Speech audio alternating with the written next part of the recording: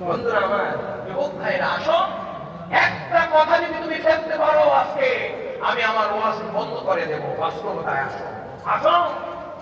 আজকে সারা পৃথিবীতে গবেষণা চলছে এই কোরআন নিয়ে।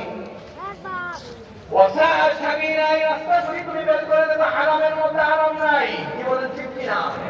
আছে? আজকে বলেন কেন আছে? আপনি চিন্তা করে দেখেন তো দেখি, ইসলাম কত সুন্দর করে দিয়েছে। হারাম এটা ইসলাম।